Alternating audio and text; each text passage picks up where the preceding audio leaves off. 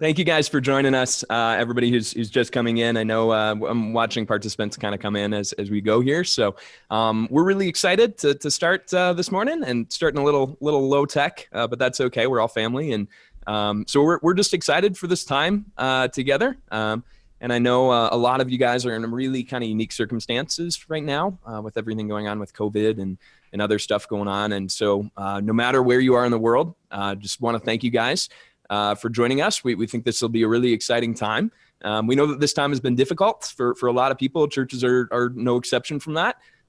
We've been going from the standard way of doing ministry from the past 500 years to being thrust into a new way of doing ministry with new challenges of how to reach people without actually being physically present. So I know that as we've been watching the world struggle around us, we have the opportunity to turn this into a creative way to show and share the love of Jesus with the world through technology. So that's a really exciting thing. And the amazing thing about technology is that even in isolation, our reach can get bigger, which is really cool. So not only is our local community watching, but the world is watching. And I think especially, right now at a time like this, for sure, wanting to know the answers and only the answers that can come through Jesus. So whether you've just started streaming, and I know there's a lot of you guys out there that's the case for, or if you've been doing it for many years, we're hoping that this time is going to be a really good time for you guys to learn, to collaborate, to listen together, and just to hear from some really awesome leaders that we're really blessed to have joining us from different aspects of streaming and technology and leadership. And so we hope that the next 90 minutes or so will be a great opportunity to learn, to ask questions, and enjoy this time together. So feel free, kind of with that being said, feel free to continue to drop questions in the chat.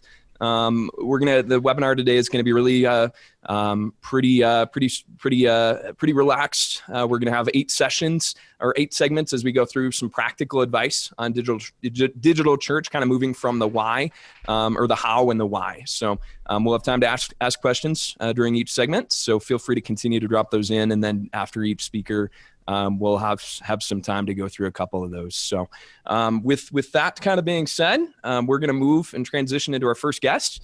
And we're really excited to have Jeff Reed joining us today. And Jeff is the director of digital church planning at Stadia and also the founder of the Church.digital. And Jeff is passionate about helping churches with church online and planting digital churches. So Jeff, as we open up the conversation today, I'd love for you to just share a little bit from your perspective about the importance of online ministry and what's some of the larger ministry purpose in church online. Yeah, awesome. Thanks for that. Appreciate the introduction. By the way, my camera won't turn on because evidently the host has to do it because they turned me off. So if the host could, I'm sure the audience would love to see me. Awesome. Here's that button right now. Thank you. Hey, how we doing, audience? Great to see everybody. I love the fact that we've got 400 people on trying to figure out how to use Living as One in broadcasting the services. And man, culture is changing literally almost, it feels like hour to hour, day to day here. When we look at even 2-3 weeks ago, the idea of a digital only expression of church honestly was like one of the largest controversial statements that I would say. And here 2 weeks later, thousands upon thousands of churches are onboarding and doing this on a regular basis. And the fact that Living as One provides the stable solution that it does is a phenomenal resource that's available for you guys. But here's the deal. Church online is important, arguably now more than ever before. 2 weeks ago, I called it Church Online Appreciation Sunday, as a lot of the East Coast and as the coronavirus thing kind of moved across the country, churches for the first time by the tens of thousands were starting to broadcast their services online. And it was phenomenal. By the way, this past week, even just a couple of days ago, it's the weekend that I tell churches that it's where the church broke the internet, as a lot of the solutions and providers honestly just couldn't keep up with the weight of people trying to find church resources from top to bottom. And so there's more demand than ever before for the church service. But here's what we know, and this really gets to the why of what we're doing in Church Online, right? Because when we do church, it's more than just the 1 hour on Sunday, right? There's like small groups, there's like discipleship opportunities, there's serving opportunities, they're being on mission in the community that's around it. And so, we know that the church is more than the 1 hour on Sunday. And the challenge really is, okay, let's figure out how to get our services online. But the challenge for the church today is we need to figure out how to be on mission. What are we challenging our people in our homes to be? How are they loving their community that's around them, their neighbors? How are they engaging with the people they know online? How are they influencing these people for Christ? You see, the bigger problem with church online isn't let's consume a product. The bigger problem is how do we get people on mission? Now, the product, the weekend service, is hugely important. And hear me, I don't want to discredit that. And through panels that's going to happen here and the guests that are speaking and living as one, the people that are going to come on here are going to give you a great tool and a great amount of information that's going to help your online services get better. But our online services in this coronavirus season is really only as effective as our ability to funnel those people into a long form discipleship ministry, whatever this looks like, some sort of a process, some sort of a pathway to help people not only grow deeper in their faith, but to help them influence others for the faith as well. And honestly, this is why I love living as one so much, because I get to ask future kind of crazy theological questions like, what is the ecclesiology of a church and how does it operate exclusively in a digital environment? And I love conversations like that. And if you want to have that conversation, like hit me up. Would love to do that at thechurch.digital. We talk about that all the time. But the reason that I love living as one is because it's a set it and forget it system. It's incredibly stable. It's incredibly secure so that I don't have to worry about the tech of what's happening any given Sunday. I can like take that off my mind and instead focus more on, hey, how do we get people on mission in the season of coronavirus? Like that by far is a much more interesting, a much deeper, a much more rewarding conversation for you to ask your church.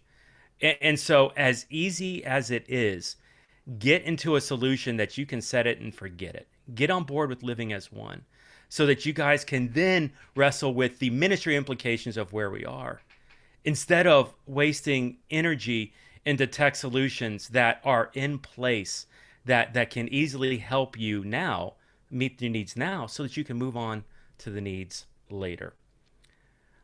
Man, so through the church digital, through Stadia, we are doing, I believe, a great work in helping churches wrestle with things like this. A lot of the conversations that I've just had, we're having in a Facebook group. And, you know, if there's Facebook groups, they're long, complicated URLs. So you can just do this. Go to thechurch.digital/FB. If you go to that, it's going to redirect to a Facebook group. We've got hundreds of churches, just like you, helping them not only figure out the technological aspects. By the way, living as one is it. Just do it. Not only the technological aspects, but also the ministry, the discipleship, the purpose, the why behind what we're doing this church online. Take the steps now in this season, not to just create something that's going to meet where you are now in the short term. Learn lessons in this season so that when we do go back to whatever normal is, by the way, normal is not going to be normal pre-coronavirus. Normal is going to look different. But whenever we get back to whatever that normal is, you're creating a ministry opportunity that not only exists in physical space, but digital as well. Your ministry moves to this idea of digital. And that's really the challenge that I would throw to y'all today. So living as one, man, thank you for the time. I appreciate here. And however I continue to serve you, church audience that's out there, as well as living as one. Through the church digital and Stadia, we're happy to do it. All right, Jeff, I got two questions for you. So the first one is obviously giving's down with not meeting in person. How do I increase giving online? That's a great question, and one that I think we're all kind of feeling the pinch of right now.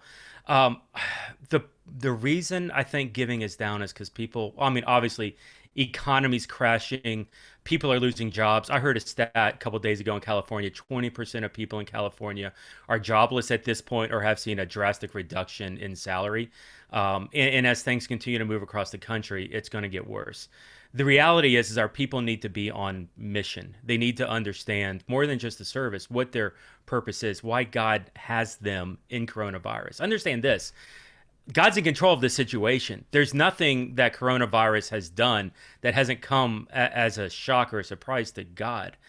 And so if God's in control of this, then God has a purpose and a reason for us in our lives. So let's be open to that. Now, as people understand the mission of that, and they understand the role of the church in this position, in this situation of coronavirus, I believe we're going to see giving come up as a result of it.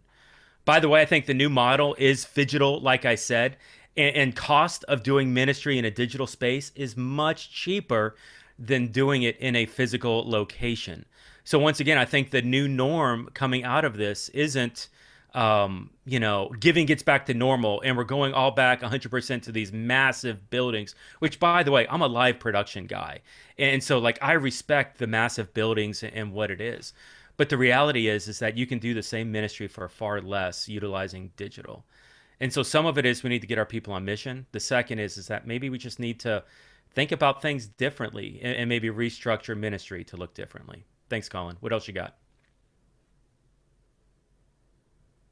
Button first. So the second one, thank you for that, Jeff. And then the second one is share the reasons to online stream real quick that you like are famous for. So front, side, digital door. If you can do that in like awesome. Yeah, thank you for that. NPR and be a jerk. 45 seconds if that's okay.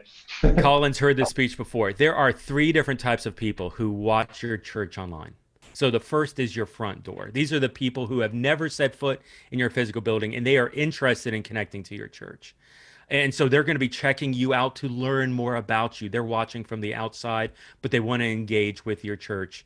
Secondly, is side door. These are people who, for whatever reason, they're unable to come in. Honestly, there's a lot of people in this front and side door who are within the 20-mile radius. The third, and we're seeing this in the past couple of weeks increase at a great level.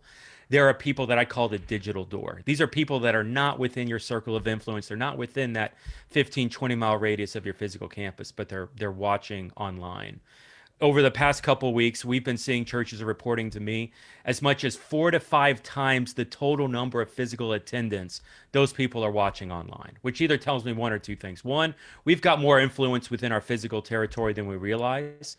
But then 2, there's also a lot of reach. There's a lot of opportunity for you, the church, to influence people outside of that physical influence, which is why I think we're getting to this dawn, to this era of digital church and how we are able to do discipleship online, to do ministry with people, even if they're not within the physical space of the building. Look at some of your Google Analytics, some of your heat maps, see where some of these people are engaging from. And you're going to start to realize the impact that your church has, especially in this coronavirus season. And I would suggest after the coronavirus season's over, there's an incredible opportunity to do things digitally. That's awesome. Thanks so much, Jeff. We really appreciate that, and really good word for you this morning, just on the why. So really appreciate that, and I think next up we'll kind of transition a little bit more into the how. I think we have a lot of churches on here that, like I mentioned, are either just getting started or want to kind of know how to stream better and how to stream with excellence. So I'll transition it over. You've heard from him a little bit already, to Collin Jones. Collin is a solutions engineer with Living as One. And if you haven't heard about Living as One, I know I saw a question in the chat just about it. We actually started out of a church down in Dallas, Texas, out of a desire to find a more reliable streaming solution and something that would work better. And a better streaming solution at a lower cost. So Collin is just going to kind of walk through some of the overview of how a church can get started with streaming, and some important things to kind of keep in mind with that. Awesome. Thank you, guys. And there's already been a lot of questions about Living as One already. We did a really great article that Nate actually wrote that just goes through the steps of how to stream. I'll answer really quickly. I'll do the free way of how to do it, and I'll also share the way to do it with us. And so for those churches that have maybe 40 people, we have a lot of churches on our platform that have 40 people. But for those churches that have 40 people, they're like, hey, I just need to do this until coronavirus ends or whatever. I would encourage you to listen to Jeff for the reasons to stream outside of that. But I'm not here to tell you that. I'm here to tell you how to do it. So very quickly, I'll just spend 8 minutes and go through kind of the essentials on what you need to stream. I won't go into it very detailed. I'd recommend that you would read this article to learn more. And there's links to everything that you would have to potentially buy or whatever. And then every single little detail for what you need is in this article. And how you get to it is if you just go to our homepage, it's the first one, get started quickly. Obviously, we've had a lot of demand from coronavirus. So the first one is plan your video gear. So in order to stream, you obviously need cameras. if you're going to buy something and you've never streamed before, I would recommend buying cameras that have good low light sensors that you can use after coronavirus, and not just at your, in different lighting situations. Maybe if you're doing it from your pastor's house right now, or even in your room. I would just recommend that if you're buying gear, you think through, hey, how can I use this in my normal Sunday workflow? And let's buy gear that's good for that, not just gear that's good for 4 weeks. And then we asked a dealer friend of ours to just say, what's the cheapest price camera that you would recommend, that you would still recommend in this setting? And there's 2 of them that they said, and you can click on those links and buy them. Those are the B&H links. I think they have 2-day shipping on them. And then the next thing that you need is, if you're, a lot of churches that use us, especially small ones, just have 1 camera, right? And that's great. You can just do 1 camera directly into the encoder. A lot of cameras embed audio. And so we'll talk about the audio side once we get to mix U, but I'll also talk about what you need for the audio just in a minute. So most of the time you don't even need an audio embedder. So the simplest workflow would be camera. Most of you guys already have an audio board in your room or something like that, microphone, something that you would put into the camera or into an audio embedder if the camera for some reason doesn't embed audio. And then that goes straight into what's called our encoder. If you want to do multiple cameras, which we recommend, of course, and Chad will get into the, obviously for the churches that you guys probably watch online, like they'll have anywhere from 4 to sometimes 11 cameras in the room. And it just makes for a much more engaging experience. Obviously, if you have 1 camera shot, it's very static. There's not a lot of movement. When the person moves, you lose contact with them. We don't see in the same vision that cameras do, so it's a little bit confusing to the eye. And so when you have a few different angles, it works better to see your camera, obviously your pastor's face head on. And so if you do multiple cameras, you need a switcher, which we put some really cheap switcher recommendations here. And then they're still good quality switchers. And then the next one is audio. So like this switcher, for example, the TV studio will embed audio. So most likely, at least on the encoding side, you do not need an audio embedder. But if you do, there's a link for one. They're $195. What it does is take audio from your audio board and puts it into the video signal and makes it one signal. So that carries both audio and video together. And then you need to stream. The second level is an encoder. So the free way to do this is do it with a platform called Open Broadcasting Software, OBS. And you just need a computer. You might need, depending on your computer, a capture card for it, maybe not, depending on what's running into there. And OBS is a free RTMP encoder that you can send directly to RTMP destinations. What I mean by that is that you can send it directly to YouTube or Facebook. The reasons why that is not what most people want to do is because of a few reasons. One, so somebody asked, what's the difference between Living as One? Why justify the cost between other platforms or free with Facebook or YouTube? So what Living as One does differently is the resending and correction of data. So with people online, you guys probably know this, but nobody watches buffering wheels. And I'm sure that you guys have all watched live videos with buffering and left videos with buffering. So the statistics are for sports content, about 70, I think it's 68% is the exact number, but I use 70% just because it's easier. 70% of people leave by the second buffering wheel. And so in church and obviously pastoral content, it's probably a lot more than that. I don't know about your church, but in our church, if the Dallas Cowboys are playing on a Sunday afternoon, our late Sunday surf is pretty low attendance. And so people are more loyal to sports. So therefore, what we said, we used all of the streaming providers out there. They're all based on RTMP protocol. So any other streaming provider other than us is based on a protocol that was made for Flash originally. And what it does is it's like a laser. So if you think about a laser, the public internet was made to do what's called server-client communication. What that means is something's downloaded in a server, and I'm downloading it from that. Later, more modernly, it's a cloud, so that it's across multiple distributed servers. But stuff like Netflix, websites, the video downloaded, I'm just downloading that video from an already server that has the content, perfect copy of it, right? Same thing with a website. And so the internet has things called packet loss. The internet is all public and it's all wires, and there's public algorithms that decide who gets what wire for what route. So if I'm trying to send content to Jen or Jeff, I will go through, I might, even though they live, like I'll use Jen, she lives in Seattle and I'm in Denver, I might go to Seattle. I might go to New York just to get to Seattle because all the routes were full that way. In live streaming, that data either took too long and now it's no longer there, or they had to terminate my route because there's no open routes. And so the data's gone forever, right? And so with live streaming, what the Dallas Cowboys and all the sports broadcasters do is they still stream RTMP, but they pay millions of dollars for dedicated connections to Google and different data centers, right? As a church, we can't do that. And so we were really frustrated.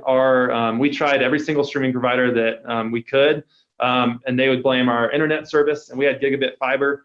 And then our internet service would blame the streaming provider, and it was a really big circle, right, that we couldn't do anything about. And so one of the chief cloud architects of Cisco said, hey, I think there's a new way to do this. And the main idea in it is sending video on a delay that's perfect, right? And so our web stream is sent on about a 2-minute delay, which nobody ever knows. You've watched a lot of Living as One streams if you've ever watched other churches' streams. What ours does is the encoder sends to the cloud, and the cloud says, hey, did I get 100% of the data? If not, send it to me again. So the way that our encoding works is like server-client communication, which is how the internet was intended to be used, right? And so now you can have about 6 nines of resiliency to where statistically it's going to be the same as having like a dark fiber connection, like what the Dallas Cowboys have, which is really great. So you have like a complete elimination, almost entirely of buffering, of pixelation, et cetera, so that users, normally when people switch to our stuff from other things, they have like 95% less streaming complaints, much more viewers be able to watch it, higher average viewer duration, they watch longer, and they come back more often, so you have more views over time. And the reason is just simple. It's because people don't watch buffering wheels. And so that's the benefit of Living as One over other stuff. And so that's why Living as One grew so fast, is because just like our church, other churches started reaching out and they said, hey, I need to do this. And then we sent them like a 40-page document of code snippets and hardware specs to do it for free. And nobody appreciated that because it was really complicated. So we built a company around it. So now for a much lower cost than the other options at that same degree of quality levels, you can get the same degree, of resiliency over public internet. Cool, so I'll continue to move on. So you need an encoder. We have encoders that all the way from 4,000 to 1,300, you can just buy them online. And then our service plans are anywhere from 100 to $400 a month. If you're a church of like 50 or less, we do discounts for that. And so feel free to just reach out to us. Right now, a lot of people are doing things called sim lives, which means, hey, I want to upload a file or encode it from the encoder. And then I want to do sim live. So most of the time with our workflow, what people are doing is that they'll encode it once, and then it's automated to encode it once, and then after that is just sim lives. So like I'm sure if Bayside schedule, or I'll use Seacoast as an example just because I just looked at their schedule. They're broadcasting Saturday night live, and then Sunday, there's obviously no purpose for them to be there Sunday because there's nobody in the room. So they just set those up to sim live. That way you can go to YouTube, Facebook, your website all at one time.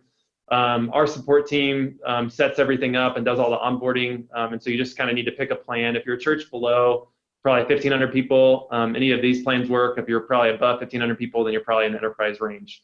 And then next after that, you want to think through, I'll skip this one because we do that for you, but you want to think through streaming destinations. So the free way to do it would be church online platform to YouTube. YouTube, the bummer about that is stuff like music rights, things like, obviously YouTube wants to take you to their page because that's how they get money, is based on ads. And so watch times are a lot lower using Facebook or YouTube than our embed code. So for Facebook, it's about an average of 1 to 4 minutes. Really, I think I put 2 to 5 in this article, but I don't think I've ever found a church above 4 minutes on an average watch time on Facebook. And so people, are distracted, right? Their friend got engaged, whatever. On YouTube, it's about 15 to 25 average watch time. And then our embed code, it's like 35 to 50. And so you can see the difference. People are distracted if you post it on church online platform on your page with things like, right now, the give button, is really important. During non-coronavirus times, things like join a community group or whatever action instead of the cat video or the whatever. And then I've already talked through SimLive. There's a lot of questions on upload with Living as One. And so right now, we, just because of load, we recommend uploading from an encoder by streaming it in, or uploads in what's it called, beta right now for us. We never really needed it until today. And so I think we're trying to get that out the door really quickly. And the other part of that, but right now everyone's doing it from the encoder, except for a few that are in beta. And you can sign up for beta by emailing just support@livingasone.com. With that, with the SimLive setups, man, I just lost my train of thought. That's okay. I think everybody has enough information to get started. Just go to this article. It'll tell you everything. If you need to do it for free, OBS to YouTube is great. And then you embed that YouTube link on the Church Online platform. That's awesome. Thanks so much, Collin. Yeah. Cool. Yeah. So, some really good instructions if you go to that article. It doesn't have to be complicated, but we like to say, if you're, just getting started with streaming, really, obviously we're all in a rush to get going quickly right now, especially kind of with the current circumstances, but really think about kind of streaming after coronavirus, especially, in this current time with when you're setting up your system. It's really important to kind of think about it to begin with. Otherwise, when it comes time to when coronavirus is over, it would obviously be awesome for you to continue that reach, continue that digital church online, even afterwards. So just to get into a little bit more about the nitty gritty of the technical details, and really how to optimize your stream and make it the best that it can be. First of all, we're going to go into audio. And talk a little bit about audio. So we're really excited. We have a really cool, couple of cool, awesome audio guys with us. One is Lee Fields. He's the co-founder of MixU, and also executive worship pastor of Bayside Church down in California. He also previously served as the front of house engineer for Lincoln Brewster. And man, he just loves to help the church, help technicians be the best that they can be, and be equipped to take what they do to the next level. So. Lee, I know, and I know we also have Jeff joining us as well. Jeff is also with MixU, and so I'm really excited to have both of you guys on, and feel free to kind of tag team this. But I'd love to just kind of start out with you guys and maybe just talk a little bit about the importance of how to create the best audio mix, specifically when we're focusing on online church. Yeah. Hey, thanks for having both Jeff and I. Okay, so to answer your question quickly. The best thing, it sounds simple and maybe kind of trite, but people have to be able to hear it. So a lot of churches, I think, are mixing from front of house, and then they're sending a feed out of their front of house console, and that's also going to the web. And the most annoying thing is when you're trying to watch that service and the music finishes, and then you transition into announcements or the message, and there's a giant volume drop in the audio. So what we also know from analytics online is those transition times are also when we lose viewers. So it's a double whammy when the music stops and then I can't hear the person speaking, or maybe they're too loud in some instances. So the most practical thing for any church anywhere in any situation is make sure your audio levels are leveled between your worship portion and your talking head portion. And right now during Corona season, the easiest way to do that is turn your PA off. You don't need to listen to that, and put some near fields or even headphones on and set that up. So when you're mixing in a live room in a big PA and worship's at 95 dB, but spoken word is usually at 75 dB, that 20 dB difference comes off even more when everyone's listening on their iPhones, right? So we know like 3/4 of our audience are listening to us on mobile, and then we've got these two little bitty speakers, or now on both sides now. But it's so important that people are actually able to hear. That's awesome. Thanks, guys. So in how would you say, like, how is audio mixing for online, different? What are some things that you guys prioritize when you're thinking about online versus in the room audio? Jeff, you want to take that one? Yeah, I would say, it might be different for this season than it would be on a typical Sunday morning. One thing that we've been encouraging people with through conversations that we've been having over the last week and a half is, especially with things like being able to embed the content and post it later, don't be afraid to pre-record a lot of your stuff. So I know North Point, for example, in Atlanta, recorded their services for this weekend yesterday. And so now their team is spending the rest of the week, because they have margin now for the next few weekdays, to be able to do a lot of their sort of mastering and mixing in a post-production kind of environment. So whether that's editing a video, or doing this kind of level matching that Lee's talking about, or creating the best possible mix for the audio, their team has created margin within their schedule to be able to do a lot of that, not in real time on a Sunday morning when everybody's watching. So it's also a great way to troubleshoot any technical problems, or if there are any glitches, you can sort of sort all that out in advance. So I would say, giving yourself that whatever time you can outside of the heat of the moment for whoever's in the hot seat, especially if they're a volunteer, to give them some sort of buffer to be able to make it the best possible experience and the most engaging experience for whoever's watching or listening. In terms of the actual mix itself, I would say, if you've been mixing in your big PA and all of a sudden last weekend you went online for the first time and listened back and it wasn't what you expected, there's a couple things. First, you might have fundamental problems with your room or your PA. So I would say for sure, turn everything down at least. If you can, turn your PA off and try to build a great headphone mix. Listen through your phone, listen through your computer, listen through headphones, listen in your car, listen in various environments where people might be experiencing what you're doing so that you can know that what they're receiving is actually what you intended. Typically, people will undermix the amount of low end because the subs that are in the room on a regular basis accentuate the perception of low end to a pretty detrimental degree. So chances are people had a mix last weekend that sounded really thin or didn't feel as punchy as it normally would in the room. Well, that's because they were probably listening through their PA as normal, and the PA is deceiving in terms of the experience that it's conveying. So try to think small. Try to think through, how does this sound on the smallest speaker that I can find? And for most people, that'll be their phone, because that's how most people are going to be receiving this anyway.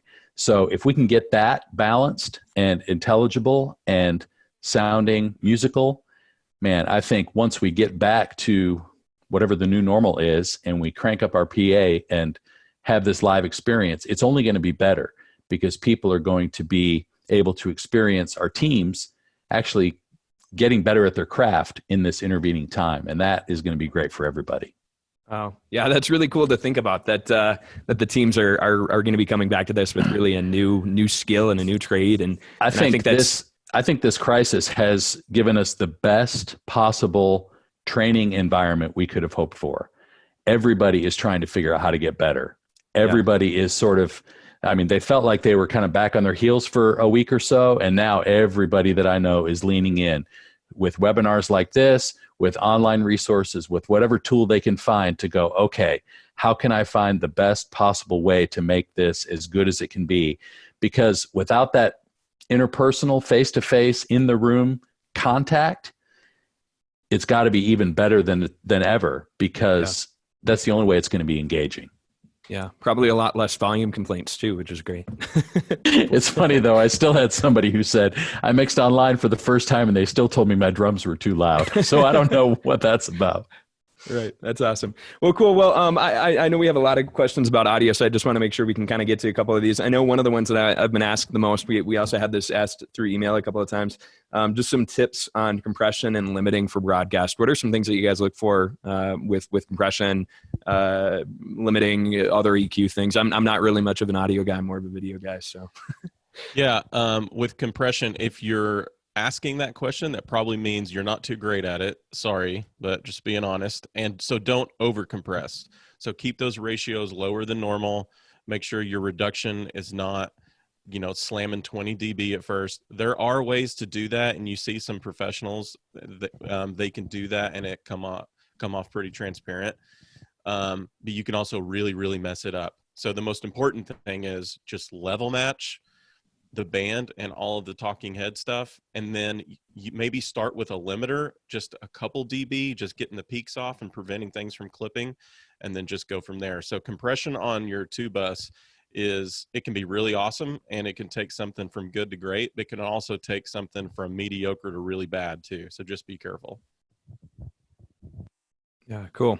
Awesome. What would you guys say to a church? I know pre-recording, obviously that's an amazing option. I've heard of a lot of bigger churches, not even, smaller churches, that are using this opportunity to pre-record their services, kind of master and really optimize their audio levels. Beyond that, for a live experience, for a church live experience, what are some things that you'd recommend to a church that's maybe just getting started with streaming? Yeah, well, it's something Collin mentioned earlier, and this isn't necessarily a practical audio tip, but he said average watch time on Facebook, he's never seen more than 4 minutes, I believe he said. YouTube was around 20, and then on the platform was around 30. So if we're not taking note of that and paying attention to it, it doesn't matter how good our streaming is. Like, there's probably not a good reason to do hour and 10-minute services right now with 5 songs of worship. So if your platform, people are only lasting 35 minutes, then do a 35-minute message. Like, so we're doing 2 songs and straight into a 20-minute message. And I still think it's a little long, because the thing that you have to realize with everyone at home right now, we're not competing with other churches. We're competing with Tom Brady's going to the Bucks, with, whatever reality show and Survivor. And it's not about, we're trading on people's attention. That's probably a better way to say it. It's, how many of you guys sit at home and you watch Netflix and you're only watching Netflix? Like, no one. I'm also on my phone. I'm doing other stuff. I'm like, something cool happens on the TV that I miss, and I just go rewind it. So that's the new normal. So I would encourage everyone to look at the data, fail as fast as you possibly can, and then pivot your content to be what's most engaging. The reason giving is down is because engagement is down online. So if our engagement was up and the content we were delivering was more engaging, I don't believe we would have such big giving problems right now. Cool. Awesome. Yeah. Thanks so much, Lee. I think that is about it as far as audio. We'll just kind of go through the questions here. If you guys have other audio questions, feel free to drop them in. I know one of them that we had was just about pre-recording from Michael here. Are you guys recording audio as far as pre-recording? Are you recording audio into separate channels? For example, instruments into one and voices into another. If a church does make the decision to pre-record or do a sim live service, what are some tips or some things that you'd recommend to them? Yeah, so I would say if you have a digital console, most digital consoles have some sort of virtual sound check type option, is kind of the industry term for what we're talking about. So it's either coming out of a card, out of the desk, or some way to get basically every input on the console out of the console on its own audio track. So you can use many different software tools to make the recording, Pro Tools and Logic, Reaper, Nuendo, Tracks Live. There are a lot of options for how to get sound out of the console into your computer in a multi-track setting, and then to be able to play back those tracks through the console in what would be referred to as virtual sound check mode. And so that way you can use your console to do all the processing and EQ, and then take a recording out of that console to form your final 2 mix. And so that's one option. If you don't have the ability to multi-track record, then you would just basically record, your 2 mix out of the master bus or out of a matrix or a group out of the console. And if that's what you're kind of forced to do, then you could take that 2 mix then into a digital audio workstation and apply some sort of general mastering, whether it's compression and limiting like Lee was talking about, or whether it's EQ adjustments or things like that. But it's most effective if you're able to record input by input on its, so each input has its own audio track that you can then mix later on. Awesome. That's great. Cool. And last question for you guys. Room mics, yes or no with an empty room? You got to do what sounds good. So no rules. If you're recording a super tight acoustic vibey set, then probably not. But if you're recording your empty room and you're doing shots of an empty room and you're trying to convey that, we're still using this building, then maybe you do. So I think you just have to answer that for yourself. But if it sounds good, do it. If it doesn't sound good, don't do it. Awesome. That's great.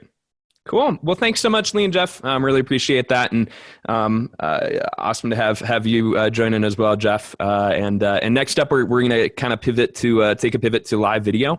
So for that, we're really thankful to have Chad Vegas joining us from Bethel Church down in Reading. And Bethel is really leading the way when it comes to thinking creatively with online video and with live video.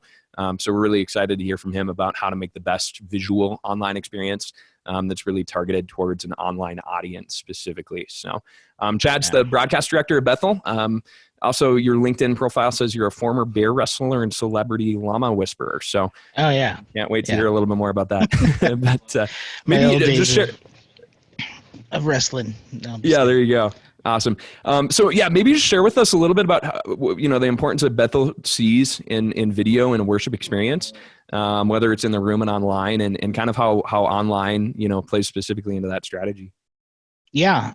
So basically, I apologize too if you hear counting in the background. I'm in our control room. We're like everybody else. We've had to move to all streaming, right? So we're streaming 3 to 4 different services a day because we have a school of ministry that we take care of now, and so we're having to stream through to 3 to 4 different basically platforms.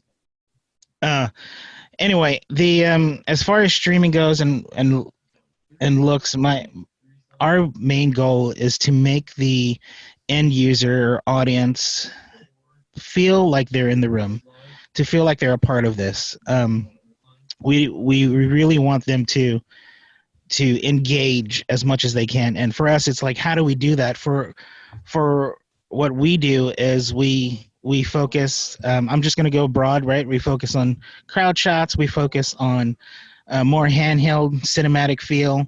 To keep them engaged, we try different shots out. We try different things out. How does that look like now? For us, somebody messaged me, was like, how are you guys going to get, a lot of things that we do is high energy. So it's like, how do you guys get high energy out of that? How do you guys with no crowd? The first weekend that we went to, basically just a small 100 people, less than 150 before the other suggestion came down. We actually had a crowd, so that wasn't too bad. But this past weekend, we had no crowd. For us, what we did is we transitioned from a live look to a studio look. So what we basically do is we strip everything down. I strip our cameras down from 8 cameras all the way down to 4 cameras. We even stripped down for worship. Our preference was let's just do an acoustic set, a few songs, and then we'll go into the message. And we basically, even our transitions, we try to make it as much as we can as pre-recorded looks goes, even though we're doing it live. Right now, we're still debating too on our end, like, do we actually sit down and pre-record stuff, or do we still come in on a Sunday? These are all talks that I'm sure everybody is going through. To speak on just anywhere from people that have one camera. If you have one camera, go for it. Just do your best. Do wide shots for worship, and then slowly push into a follow for your message. If it's going to be on an iPhone, it's totally fine. Right now, don't try to rush to get things done. That would be my biggest thing. Try to at least do what you can with what you got, and formulate a plan with your leadership as far as how it should be done, and done correctly. If you're going to do an iPhone or one camera, I do suggest that you make audio your number one priority. People can sit there and watch video that's not that great looking, and if audio is great, a lot of times they'll stay in there and listen to it at least.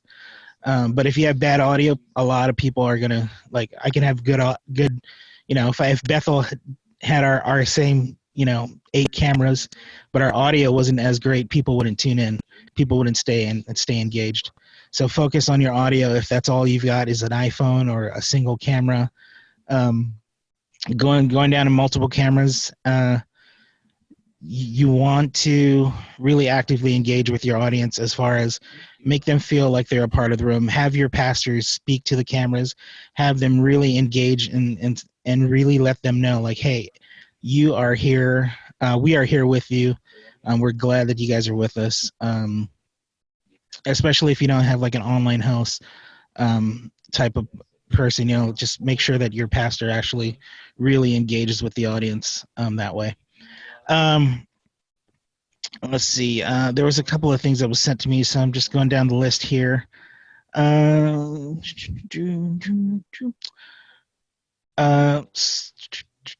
Smaller churches that are just getting started in video. It's the same. Don't rush it. Just spend your time trying to formulate a plan. And if you guys don't feel ready to go live for live streaming, definitely pre-record and upload. That would be my suggestion. And then just some practical tips too. Now that we're in this basically stage of life, take care of your team. Make sure they're getting enough rest. Make sure you're celebrating wins with them. If you can get testimonies from people that are joining in, record those testimonies, send it out to your team.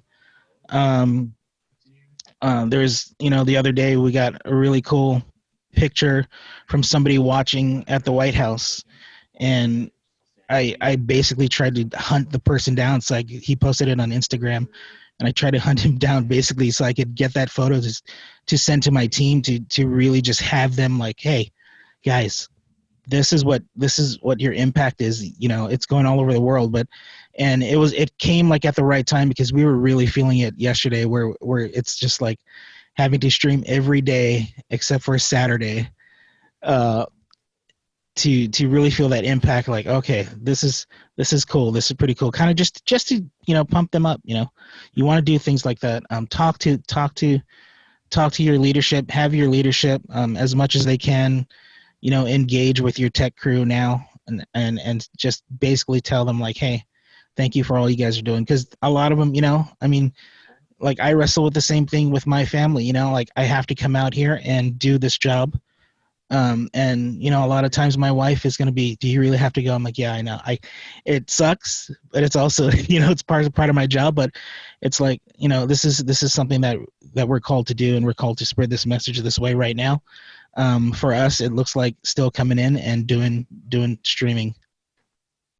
Yeah, that's cool. As far as COVID-19 goes specifically, what are some things that have changed as far as your strategy at Bethel? I know you mentioned, doing some things as far as pre-recording. Obviously that impacts a lot of things, especially because of, camera operators and other tech teams. So I'm glad you really spoke about volunteers, and that whole process as well. But, what's it been looking like for you guys there at Bethel as far as your online streaming strategy, and does it influence at all what things look like after all this is over? I think it mostly influences the way we can do things with other ministries within our church. A lot of them already have services and different conferences that go on that doesn't utilize our team, mainly just because of cost, or it's just smaller. But now they're realizing the importance of a production team within their ministry and how things happen and how things are done. The other part of that would be in looking at it as far as, hey, we can stream a lot more things than we thought we could. And a lot of that actually comes down to, and also like being a gatekeeper as well. Like there are things that, they're asking us to stream that, hey, listen, this is actually not probably, you're basically spending more money than for lack of a better saying, a return on investment, right? Yeah. I hate kind of talking business within ministry and church, but it's the reality of it all. So yeah, and just finding that basically that line too, to say like, hey, you guys are working the team, having that strength to actually talk to your pastor, your senior leadership, and say, guys, we actually need to scale down. There's, I have a limited number of people that's on the team, and it's either we're going to go hire other people or ask for more volunteers if they want to come in, or scale it down to just, 3 people, or, just you want to take care of your people as much as you can. And also on that note too, it's, if you're getting any feedback from your senior leadership, like, hey, why wasn't this done? Or why can't we do this? And it feels like they're stressed out. It's because they are stressed out. Everybody's on the same boat right now. We're all trying to do this together. Everybody's, everybody's trying to figure out how to navigate through this whole deal, how to navigate to starting online, or if you're just starting, how to navigate through even, how things are changing as far as the look of what your broadcasts look like. Yeah. Cool. That's awesome. I don't want to miss kind of this question. I know, this is something that we get asked a lot about as far as style goes. Not really COVID related, which is great. We can take a little break from those questions. But for you guys, Bethel, I know you guys really have kind of a trademark cinematic look or a film look. Maybe just quickly go through, what are some of the things that you guys do to achieve that? What would you recommend to other churches as far as style? And then maybe a little bit coronavirus related, just like, has that changed at all, or do you do anything different style style wise? Yeah. And I think even too, one thing that's really cool is, does it open up opportunities for you guys, being that you're just filming for online rather than in the room? Yeah, it actually, our style is cinematic in a way where, most of our shots are handheld. We do a thing we call the dance, and basically it's my camera ops way of worshiping. Their weapon of warfare is their worship through their craft, right? So I love when they just sit there and worship and dance and get me shots. I give them full creative control, and I'm basically just there to shape the story. We go through just technical stuff. We shoot at 23:9:8. We don't do 30 or 60 because it gives that film cinematic look. All of our lenses are actually photography lenses, Canon EF series, Sigma Art EF series, except for our follow cam. Our follow cam's a B4 ENG lens.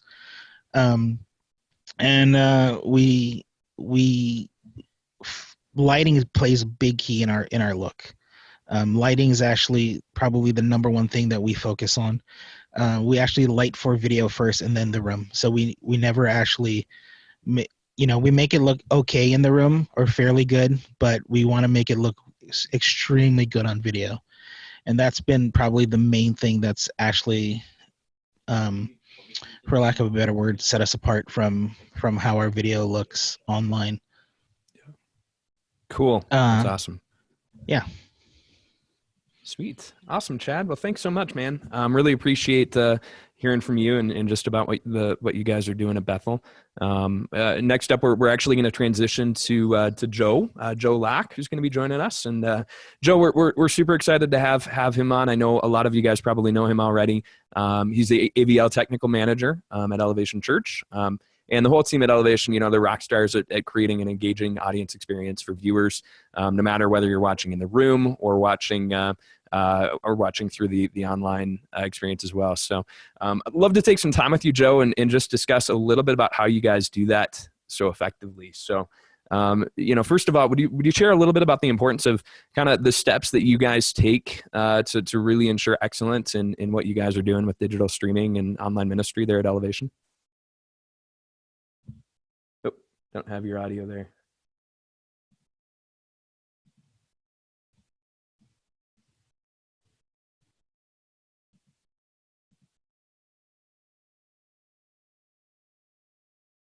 Sorry, Joe, I'm not hearing you. We'll come back to Joe in just. Oh, there he is. Awesome. There we go. Yeah, cool. Just hold out the mic. You let the computer do the work for you. No worries. Yeah, no, thanks so much for having me on. Like, man, Living as One, you guys are good friends of ours and have really helped us do a lot of new things over the last year or two that we've been working with you. So, and got the greats on here like Chad, Lee, Jeff, look up to you guys. So it's a lot of fun being on this with you. So we've been focusing a big focus on online for a couple of years now. So we feel very fortunate to have some things in place for this new season, kind of part of some normal rhythms. But a big part of what we've been having to adapt is really our campuses. We feel our church really does focus on a campus model. And so we've been spending a lot of time trying to equip our campuses to be able to still connect with their people. And that's a big focus for us right now is connection and recognizing that even though we're kind of forced to be apart, there's still an opportunity to come together and connect with people. So each of our campuses started a Facebook group and they go live throughout the day, and the campus pastor, other staff, worship leaders pulls up a live feed and acoustic guitar and leads a little bit of acoustic worship, and just trying to create consistent content for people. But Lee was saying earlier that, man, people don't watch that buffering wheel. Collin, I think you're saying this too, is like they turn away pretty quickly when something's not working. And, nobody really gets up in the middle of an auditorium when there's a technical miss and just leaves the room, but it's easy to switch off a live video or change a channel or something like that. So we've always tried to make sure that we're focused on everything working properly and a lot of excellence and things like that. So as we're transitioning to our campuses and trying to help them do something that they are not used to doing, kind of some of the things that Chad was saying, like scaling it down and giving them very practical tools of like favor audio, and with lighting, we want to see the light, but not the source of the light. So don't stand with a window behind you, use the light coming through the window to your advantage, and try to, if you're on a phone or something like that, like this is great for Instagram and doing TikTok video and stuff. But when you're trying to engage people and you're moving all over the place, it's a little hard to connect with people. So we've been trying over the last couple of weeks to have conversations about what does the extreme of all of this look like, which the extreme is our governor tells us that we're all in our homes for the next 14 days. So we actually started there last week, and our team started putting gear in place at our pastor's house, at one of our worship leaders' house, and streaming equipment to be able to kind of broadcast from any of those places, and just saying, let's be ready for the extreme circumstance and then kind of work our way back. And we've decided over the last few days and this past weekend and coming up to do the live thing on Sunday, give us a chance to interact with people through chat comments and things like that in a real time, which has been kind of fun. But it's scaled way down. We've tried to make sure we're honoring the request of our governor and our state rules of, 10 or less people is where we're at right now. So there's nobody in the room really except a few people on stage for worship, and then Pastor Stephen doing a message. But doing everything we can as a staff and as a team to connect with one another and consistently meet. We have daily Zoom meetings where we just kind of check in on what everybody's up to, kind of evaluating where quality meets authenticity and how do we maintain a good, honest version of ourselves while recognizing that, if you're broadcasting from your bedroom, it's different than your stage and auditorium. So recognize those differences, try to utilize them to your advantage. Even staff teams and our structures of the way we do church, saying we've done things a certain way and it's worked for us, but this is like the perfect opportunity where there are no boundaries. We can really reinvent everything. We can have teams work together who don't normally work together. Gives us a lot of chances just to try new things and to really explore. So as we're taking it day by day and week by week, ultimately we're focused on connecting with our people and just making sure that there are, consistent people reaching out to the campuses from a central staff tech support, but then our campuses are reaching out to their people. And, a couple, fun thing one of our central production director, Andy, had an idea of, he streamed the multi-viewer with comm in it this past weekend from our broadcast campus and just threw out the link to all of our production volunteers. And it's like, you're used to being on comm, you're used to the control rooms and stuff at your campuses. Watch this video, you can hear and see things going on. It's just a way to give them a sense of connecting in, just to kind of feel like they're back a part of it. And, I've had a few volunteers reach out to me. They're like, just wanted to say, hey, I missed the Slack communication. I missed the troubleshooting on the weekend and stuff like that. So connection, I keep saying, is a big thing for us, of really trying to make sure that we're connecting with each other, connecting with our people, and trying to equip our campuses to reach people and connect with them. Awesome. Very cool, Joe. I love it. And I think that's really cool, just what you had emphasized about people over technology, which is especially hard when you're relying on technology specifically to transmit that message. So I think that's really important to think about our own local communities, not just who we're preaching to, but also our church family and our volunteers as well. You spoke a little bit about, what you guys are doing as campus teams or for campus teams and to keep everybody connected. Would you say anything specifically to tips for leading volunteers during this time, or how to make them feel connected, or how are you guys utilizing volunteers kind of even in this atmosphere? Yeah. So we rely heavily on volunteers, as so many churches do. And we've tried to make sure there's still times for them to connect with each other. So we, what we call a volunteer rally every weekend, trying to do those on Sunday mornings, or leader meetings, all through Zoom and everything. But also, people have very important roles as a volunteer on the campus on the weekend. We try to keep giving them those opportunities. So, leaders are hosting Zoom meetings with their team, and, they're reaching out to volunteers who serve under them, and trying to replicate the heart and the vision piece of what we do on the weekend, just through a different method, like not being so married to the vision, or the kind of the techniques of how we do things. You're really married to the vision of it and the heart behind what we're doing. So giving out volunteers a lot of opportunities to encourage, and they're doing it on their own. I think there's just a desire in this world right now for people to connect with one another and to help one another. We had a great story from one of our campuses where a family was set to go on a Disney vacation but had to cancel it.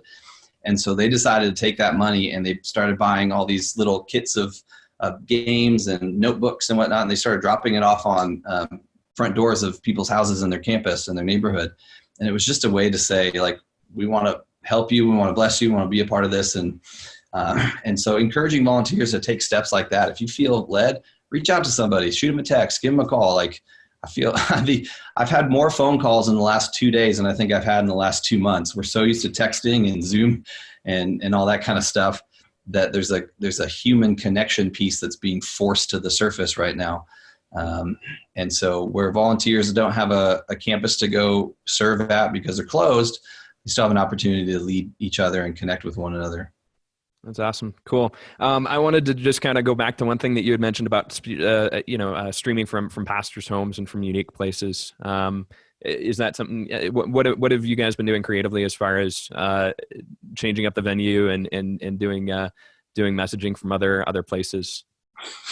Yeah. So we set up a kind of a 3-camera set at Pastor Stephen's house to be able to broadcast from a room in his house. We set up the camera, a small console, a few inputs at Chris Brown, our worship leader's house, and Zach Kimmery, our technical director, had a setup at his house to be able to remotely kind of manage things. Nicole, our online production director, had a setup at her house to be able to remote into our broadcast campus and do routing, fire graphics, things like that, and basically being able to create an experience ping-ponging from these different places if we needed to, or just streaming from one place in general. And again, that was that extreme, like, we get told, don't leave your house. We still want to be able to make church happen and connect with our people. So we were having quick meetings and then grabbing a pile of gear an hour later and driving across the city and setting up at someone's house. So just trying to react quickly. And it was simple. It was not, everything that we needed for the worship stream location from Chris's house, I fit in my small little Corolla. It was not an extravagant amount of gear. It was like, what is the essential to make this broadcast happen? Mm-hmm. And then we'll let the authenticity of the moment kind of be the thing that pushes through and drives it. We want good audio, we want good video, but we don't need 16 cameras and, a 32 channel console. We had a small little 8-channel console and a couple mics, a keyboard, and an acoustic guitar. And we just kind of one camera.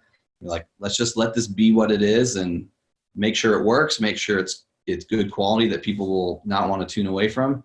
But ultimately, what people really are looking for is the connection and the worship and the sermon and that kind of stuff. So letting that be the focus.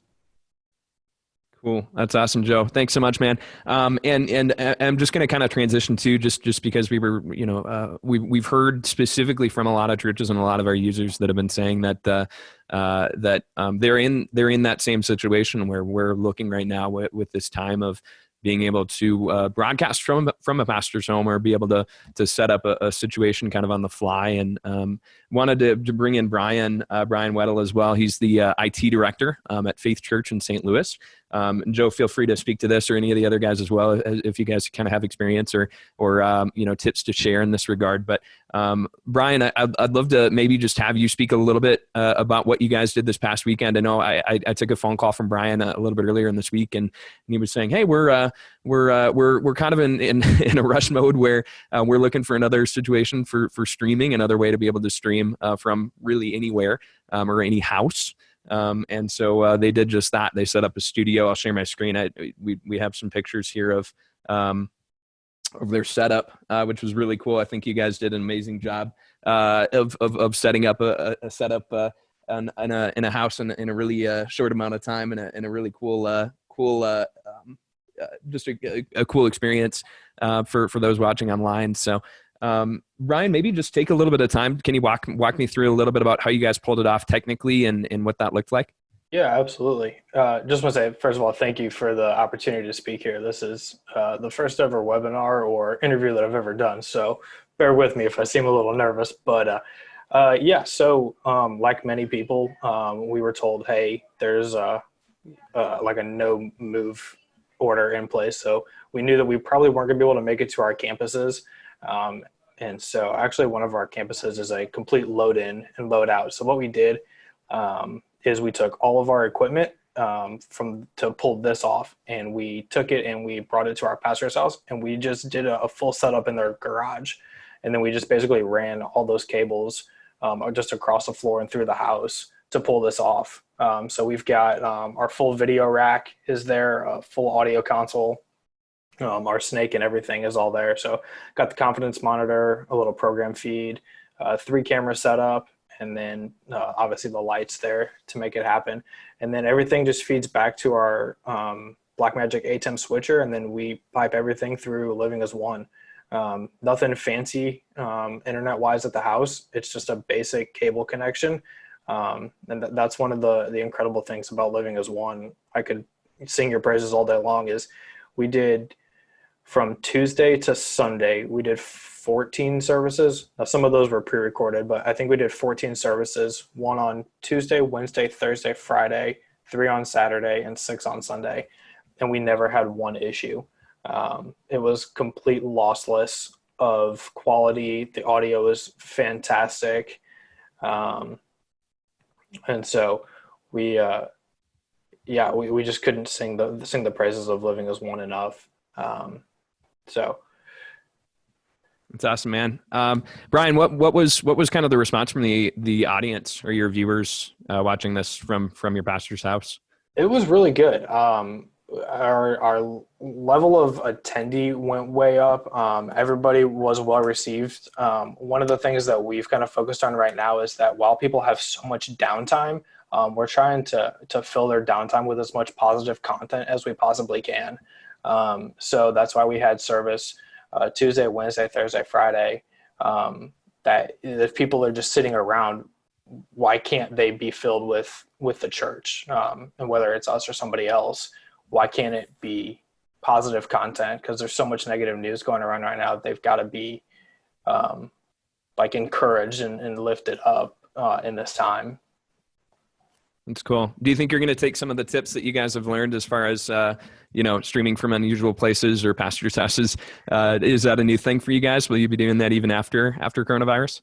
I definitely believe so. The fact that we can basically load up anywhere and go anywhere, I feel like that's going to send Pastor David to a whole nother realm of ideas that, one day we could be setting up in a Starbucks and, a Starbucks or a coffee shop, or, heaven forbid, we'd be driving down the road or something crazy. Like, you never know like what we could possibly do. Like, it's just crazy. But yeah, I definitely think that we can get a lot more creative with kind of where we can go as far as picking a different location and streaming it back to our main campus to capture in perfect quality.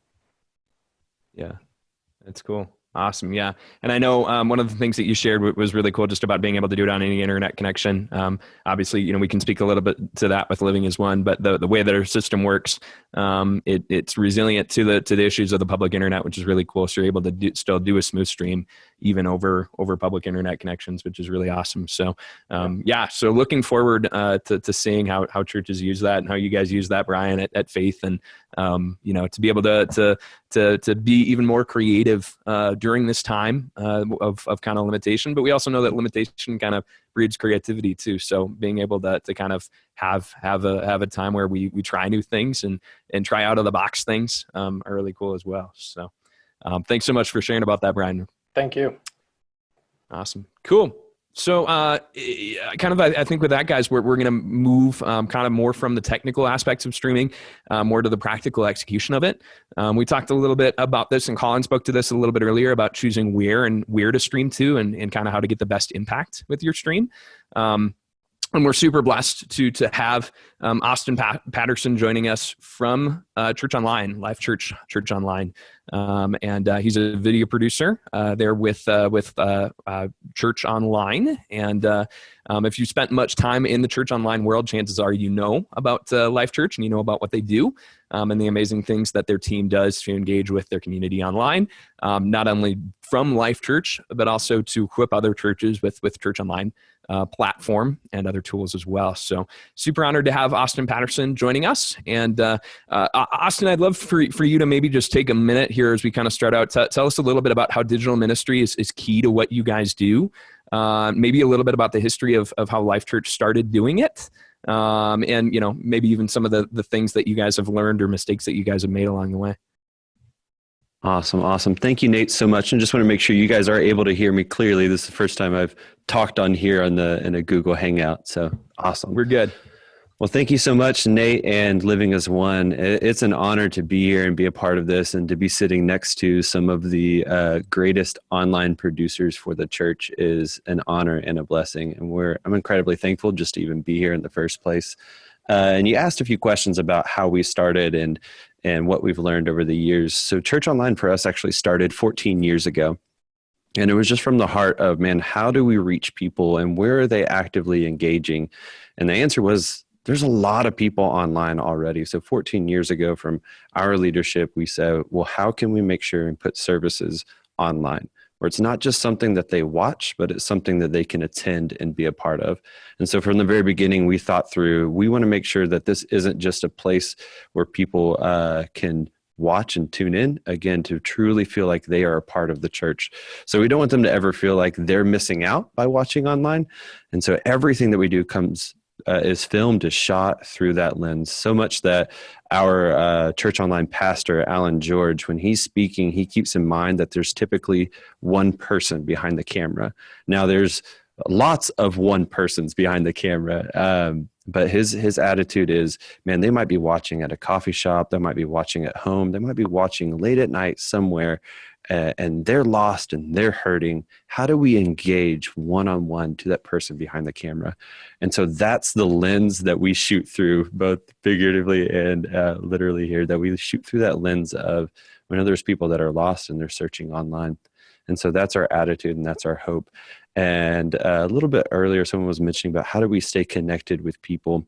And we started just launching multiple services, all volunteer run, where right now we have a little over 90 services all throughout the week, because we know that when people are hurting and they're lost, it's not going to just be on a Sunday morning or a Saturday night, but man, it might be in the middle of the week. And we want to make sure that we have a service, not just a video playing, but we have volunteers ready to pray for them live in that moment and whatever it is that they're going through, and provide community through that. We say we're a church, our motto is that we're a community around content. And so we're always pushing, man, how do we get people to engage a little bit more? How do we get people to not just instantly go to full screen on their video, but to engage in the chat? And so we'll ask questions, we'll get people involved, we'll get people connected so that we can get them plugged into our online life groups, which we have over 400 life groups all over the world right now. And so it's just so cool during this moment right now to look back and say, man, this is something we've been doing for a while and we're still figuring out, we're still making changes. And so we just want to give everything we can to help other church leaders step into this community around this online live streaming thing. So. Yep. Love it. That's so awesome. Very cool. One of the big kind of things that you had mentioned is community around content. Mm-hmm. And I wanted to maybe just have you elaborate on that a little bit more. Tell me what that means. I know that's something that is a big goal for you guys at Life.Church, and maybe how does that extend to churches that are using a church online platform? Yeah. So it kind of starts from when you regularly attend a physical location. You're most likely going to be attending the same service at the same time, and others are going to do the same. And so naturally, as you continue to attend a physical location, you're going to start to grow in community with others that are already there in the lobby space and where you're sitting in the room. And so what we encourage people to do when they first attend church online, at the end of it, we'll say, come back, same time, same place. So we want them to consistently come back. When they consistently come back, they're going to consistently see the same hosts. They're going to start seeing the same people, and they're going to start building in that community. And so we're kind of making each service kind of that church home for them, that they're excited to attend the Tuesday 7 p.m. or the Wednesday 8 a.m. I'm not sure if those are the exact times for those services, but we want to make sure that they're coming back to those same times. And that allows them to start connecting through the chat and connecting with others. And then we also want them to get plugged into any of our online life groups. We have a life groups pastor on the church online team that is focused on not just helping people step into leading a life group, but continuing to lead those that are leading those life groups. And so with over now 400 life groups, and I believe we started online life groups just maybe a year and a half, 2 years ago, to be up to 400 now, and just seeing community being built all over. We recently did a story on a life group leader in Hong Kong. And she mentioned just before the coronavirus outbreak and everything going on, just mentioned the fact of, man, because of online life groups, I'm still able to meet in communities and with my friends every single week and still build this community. So this is already something being set up even before the coronavirus outbreak took over the world. And I just love that there's already life groups meeting together regularly and leveraging things like Google Hangouts and Zoom. And there's people using Discord, which is for gamers, and using all sorts of different things to be able to stay connected. And our motto is, man, we want to go wherever you are and connect with however you want to be connected by. And so that's why I know we talked about streaming services, but we're on all different sorts of platforms and things, and testing things out and just trying to bring the church wherever they are, whatever software they're using, whatever app they're using, we want to be there for them. That's awesome. Cool, Austin. And just trying to touch on that a little bit too. You had mentioned different streaming platforms. Mm-hmm. Maybe walk through a little bit about the advantages of being on social platforms versus having people go to your homepage, go to a church online platform. How should people kind of think about where to stream to? Yeah, our motto when asking where to stream to is yes, as of right now, but that's not for everyone. And so if we have the ability to start streaming to everywhere we can, we want to. Now, there's pros and cons to all of them. If you're starting off trying to stream on YouTube with no subscribers, no following, that's one thing you got to keep in mind when you start streaming there, that you've got to start building that and building those subscriber counts and being there consistently and create a whole YouTube strategy behind it. But one thing that I like in particular about YouTube, it's very user-friendly, that as soon as you have a link, you're able to share it anywhere. For people, you don't have to have an account on YouTube to be able to watch anything from YouTube. Whereas streaming to Facebook, if you have a growing community there, I recommend streaming there as well. But you do have to have a Facebook account, and there's a younger audience of people out there that particularly don't like Facebook right now, and they don't want to be on Facebook, but there are other places like YouTube. And then we're toying and trying to figure out Instagram Live, man. How do we make sure and get our services there? Because we know there's a whole other group of people that are scrolling through Instagram, as well as the Church Online platform. And there's many benefits that the Church Online platform provides. One that I absolutely love is the ability to follow up and the tags. So when people say, yes, I want to give my life to Christ, they're able to click that. You're able to have a landing page and get connected with them. And so what I love about the Church Online platform for this streaming in particular is it's set up specifically for churches, Whereas Facebook is set up specifically for Facebook, and they want to keep you on Facebook as often as they can. And same with YouTube. Whereas the Church Online platform is made for you guys, for the church. I also love that the chat, Google does auto translate. And so you're able to pray live with someone, and you may not even realize that they're not even speaking the same language as you. And so it just completely breaks down all barriers, all walls, and allows you to just be the church for anyone in the world. And so I absolutely love that about the Church on the platform. That's awesome. So cool. Last question for you, Austin. I know one of the unique things that Life.Church does is you go on, Life.Church, chances are you're going to be seeing Pastor Craig up on stage or something happening.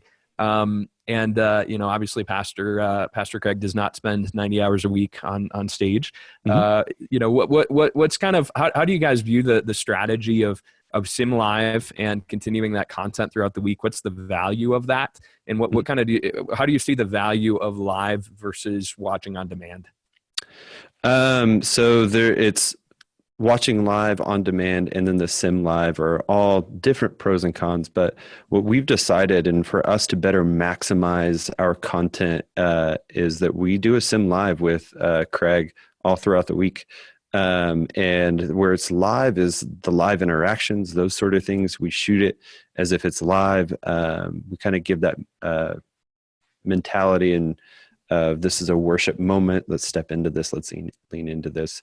And the reason why we started doing multiple services and kind of go back into that is just so that we can continue to reach people in the middle of whatever they're going through. And so, sometimes it's, yes, the service might have been from Sunday morning, but Friday night, there's still people that are tuning in for the very first time and they're giving their life to Christ. And so that's why we better leverage that. Obviously, he's not preaching 90 services throughout the week, but we can take what he's already done and maximize it as best we can. And so for us, it's kind of the parable of the talents where, he's given us a few talents here, and we're going to see what we can do to double that, triple that, quadruple that any way that we can. And this just allows us to, one, leverage volunteers too. And so there's plenty of times that we're sitting in a staff meeting on a Tuesday or Wednesday while a service is going on and volunteers are running it, they're leading it. And we get out of that staff meeting, we're like, man, 5 people just gave their life to Christ while we sat here and talked about upcoming Easter project or whatever it may be. And so that's why we like to leverage that Sim Live moment and capitalize on that as much as we can. Love it. Awesome. Thanks so much, Austin. Appreciate it. Thank you. Lastly, we're going to transition to Jennifer Miles. Super excited to have Jennifer. She's actually one of our team here at Living as One, but she does a lot of things related to online church and digital ministry. She's amazing at thinking strategically about online church and streaming, especially when it comes to overall ministry goals. So, Jennifer, she serves as a product manager with Living as One. She's formerly with Faith Life and as an operations pastor for Church Online. Also runs Spoken.Bible, which is a digital Bible engagement ministry. And she's passionate about helping churches to reach people for Christ by utilizing social media and technology. So, Jennifer, I'd love to just kind of transition to you lastly here and just have you speak a little bit to, what are some things that churches don't typically think about when online streaming that are really important? Yeah, so I think there are a few things, and let's start with licensing when it comes to music, because I think we've had a few questions about that in the chat. Paul asked about it early on with Facebook. So when you are streaming, there are 4 different types of licenses typically that you are looking at, and you need to have at least one that covers your streaming. So CCLI has 2 licenses. Most of us have their copyright license for our campus in order to display lyrics. They also have a streaming license in order for you to sing those worship songs and use them in your worship in your web stream. There is another one called CCS that also covers live streaming. Depending on which side of the fence you fall, some legal teams say you shouldn't use your worship online for any URL that you don't own. So things like YouTube or Facebook. I have seen other legal teams say it looks like that is covered. So I'll give you kind of the best way to do worship online. First is don't include your worship lyrics. CCLI streaming and CCS actually don't include putting your lyrics on the screen. The second is put your license on the lower third when you are singing worship. The third is potentially don't do your worship songs to Facebook. They're the most notorious for cutting off your live stream if they detect worship content. So we have a lot of customers that will stream to Church Online platform with their worship. They'll stream to YouTube with their worship, but then they wait to start their stream until after worship is over to go to Facebook Live, and they bring in their announcements and their message.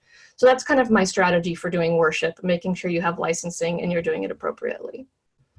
One of the second questions we get a lot of is what happens to giving when we go online? And I know we've talked a little bit about that. One of the things that I want to encourage you of is oftentimes when you go to Church Online, your giving actually goes up. People start looking at your stream. They start being able to give online regularly. And since the average person only attends once a month in person, you're now giving them the opportunity to give regularly and allow people who don't attend your physical campus to give as well. So I've always been really encouraged when I look at stats. There's survey companies that actually have done this, and giving goes up when you move to live streaming. So those are kind of the two big logistic things I get. What other questions do you have, Nate, that you've seen? Yeah. No, that's great. I guess just as far as some overall strategy for a church, how would you say, how has coronavirus affected online church strategy in your mind? And why would you encourage a church to continue streaming even after coronavirus is over? I think one of the most encouraging things, and I can't remember who, it might have been Jeff who actually said it earlier, is that it has caused churches that theologically have had issues with live streaming to reconsider what is live streaming really about, and how are we an Acts 2:42 church in a digital age? So to me, I think we're going to see a huge shift when COVID-19 is done, seeing more churches really considering live stream. Two, I think that many churches in the past have considered live streaming just putting their worship and their message online. And we're seeing a big shift now in what does it mean to be a community online? How are we doing life groups? How are we making the content consumable, not just at a Sunday 9 o'clock service, but also in pieces throughout the week? And I anticipate that is going to continue to be a trend in the future. That's awesome. Cool. Thank you so much, Jennifer. I'd also just love to kind of take this time now too to open it up to all of our panelists. We'll spend kind of the next the remaining time on our call here today, just going through some kind of question and answer. But specifically, I'd love to even just throw it out to all of you guys. What is either some encouragement that you would give to the church during this time? And especially just even thinking about after coronavirus, what's the importance of streaming and continuing to emphasize streaming and excellence in your digital ministry even after this is over?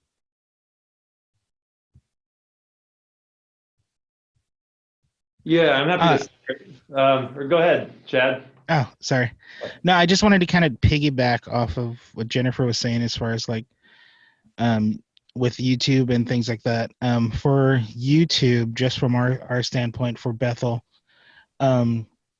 if you guys, just because it's, YouTube's got this weird algorithm that will listen to worship music or any type of worship, and they'll actually, either basically take the video offline or I can't think of the other thing that they do. But as far as we go through, if that happens for you guys, reach out to me, video.production@bethel.com. Reach out to me if you're doing a Bethel song and you get kicked off of YouTube, or they one of the things that they definitely do now is they'll keep your video up there, but you just can't monetize it.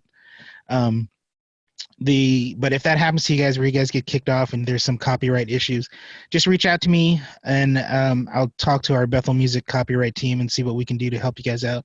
Especially now because a lot of people do our music, and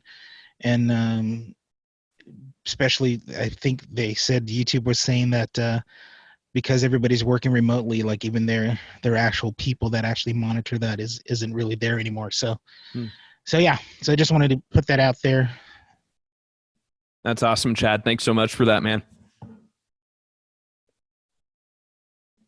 Yeah, I jump in and just from an encouragement standpoint, like just encourage churches and people to continue, like just be yourself, like be who you are, like anything that you learn from this platform or this conversation or other people is like copy methods, but don't copy vision and don't copy, personality. Like be yourself, like, take the techniques that hopefully are helpful that you can implement, but man, just be who you are. Your people go to your church for a reason. They feel called there. They're there to hear God speak through your pastor and that kind of stuff. So this time I know we're learning, like, we need to make sure that we continue to let our pastor lead and that he is the leader of our church, for trusting that God's speaking to him about where we're to go through this kind of time and things like that. So, but yeah, be authentic and be true to yourself, and try to utilize some of these tactics if they're helpful.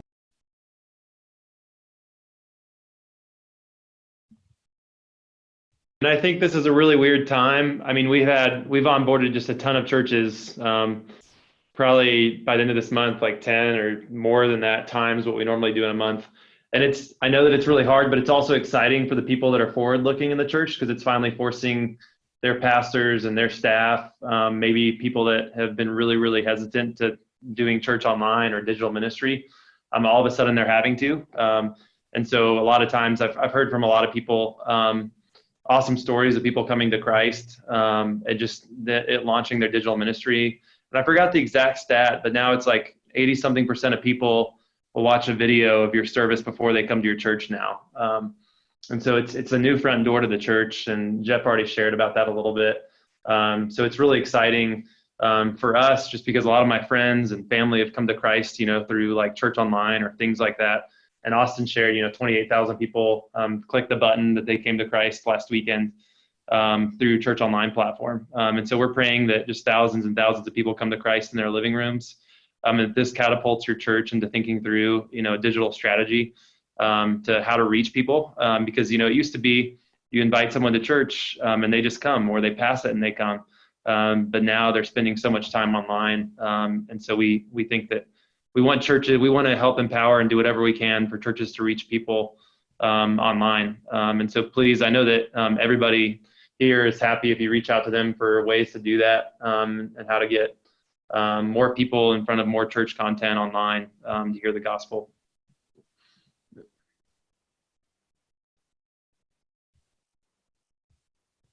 That's awesome. Yeah. And just to reiterate, that was over 28,000 people gave their life to Christ through the Church Online platform. That's through the platform. That's through you guys. That's through the people that are leveraging that and using that. And as more and more are onboarded, we've also seen in this past week, 11,763 new churches sign up for the Church Online platform. And so our team is working around the clock to make sure that platform continues to stay consistent for you guys, and working hard to make that available. We're also thinking through, man, what more can we give away to churches? And so I just recommend, man, sign up for Open Network, sign up for the Church Online platform. There'll be communication that's being sent out. There's some things that we're even working on today that we're shooting and filming, that we're figuring out the logistics of, like, man, can we even give this away? And how does this work if we do? And so just be looking out for those things, because our heart in this is we want to give our time, our talent, our money, anything that we can give away to you guys. We're doing our best to be able to give that away and resource you in any way that we can. Again, there's a bunch of free resources that you can download for free through Open. I just recommend you guys signing up, being a part of those newsletters, and be looking out for the things that will be coming out this next week too. I can't share very much more details on that because we don't know if it's even possible for us to give some things away, but we're gonna figure those things out. That's amazing. So cool, Austin. Thanks for all the work that you do and your team does.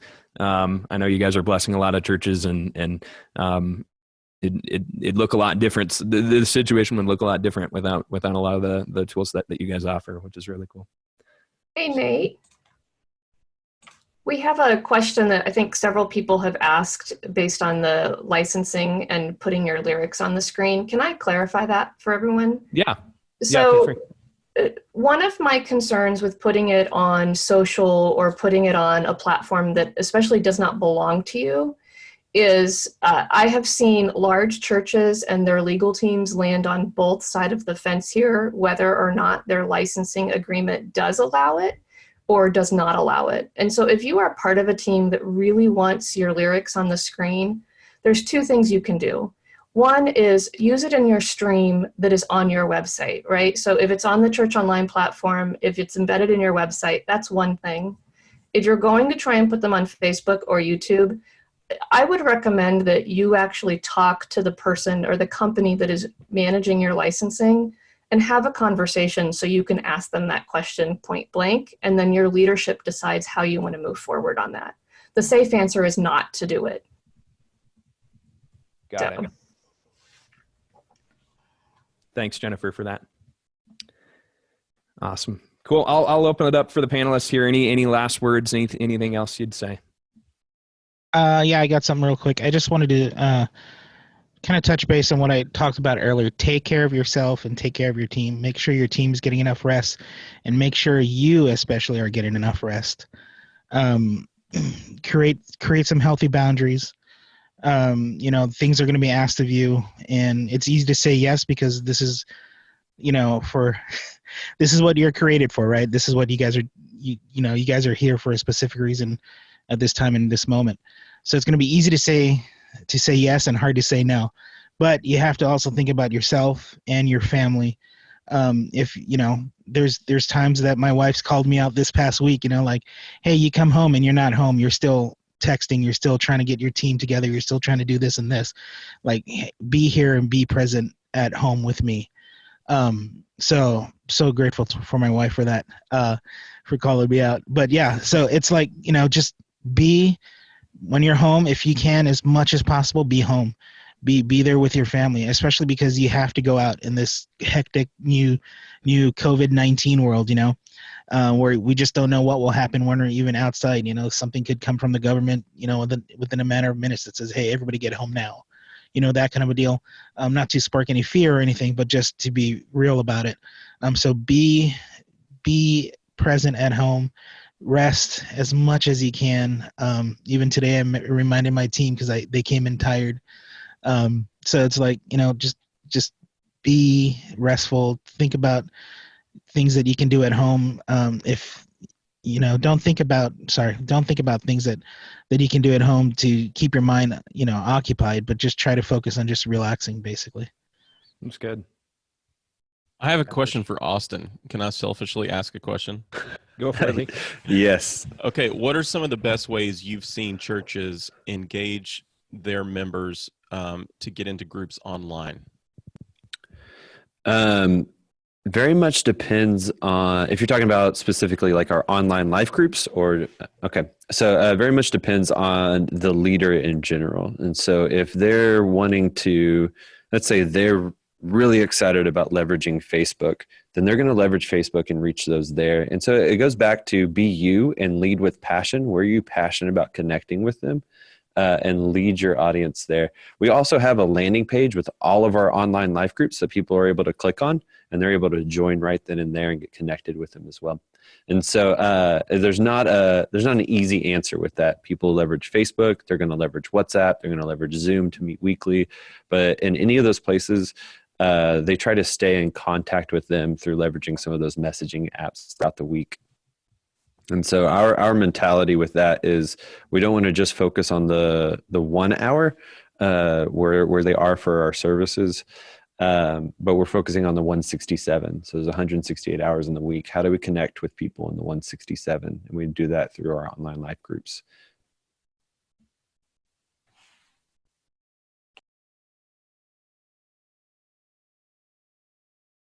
Awesome. Cool. Well, I think with that, we will wrap it up for today. So thank you all so much for joining us. I know, like we had said earlier in the call, it's been really amazing for us as a team around Living as One here to have conversations, individual conversations with churches that are using streaming and digital ministry in a lot of unique ways and in ways that they never expected. And that's really cool. We've had just over the past couple of weeks, I think Collin can share the stat, but I know at least 500% of more churches that have been streaming than typical, which is really cool. And we're really excited to help you guys out in any way that we can. I know any of the speakers here feel the same way, and more than happy if you have questions, even if they're not related to streaming. But would love to be blessed to tell you a little bit more about Living as One and what we do as well. And even through the traffic, we're built in a way that's scalable. So we've been really blessed that over the past several weeks we've had perfect streaming to all of our audiences, which has been really cool. So would love to have you reach out. You'll have all of our contact info kind of as we close out the call, and we'll also send out a recording. I think there were a lot of questions that were unanswered to you in the Q&A, so we'll be fielding those kind of individually and send those as we can as well. So we're praying for you guys. We're here to support you guys in any way that we can. Anything else that you guys have to add? Looks like Collin, you might want to jump in. Yeah, I noticed a question that I forgot to answer. A lot of people in the beginning asked about load specifically with Living as One. Because of the way of our distributed architecture, we had no problems last week or the weekend before, and we can do 100 times more than this, even though we had 5 or 6 times the load each weekend every time. So there's happy if you want to do like a demo on Living as One, then you can talk about a bunch of stuff, but no load problems. And it's always good in these times to have backups too. So like, just with the extra load, you never know with third-party services. And so like a lot of people, we have a custom link to our embed code that's just from our services. That's really, really scalable. It's applied on multiple data centers. We use really great data for that. And then also to embed our code, like if you're using Church Online platform to do Church Online platform, Facebook, YouTube, post it on your website for backup links so you can do a redirect. Whatever. It's always good to have backups in place for that. Yeah, good word. Awesome. Well, I think that'll do it for us today. So again, thank you guys so much for being here. I know it was really a blessing for us and kind of pulled together in a short time. So we're looking forward to doing more of these kind of opportunities for churches to connect down the road and learn about streaming and digital ministry. So I think we'll end it there. We'll like I said, we'll field some of these questions and kind of get back to you guys through email. So hope you guys have a wonderful rest of your day and a good rest of your week. We're praying for you guys as we kind of navigate this whole thing together. So we'll see you guys later.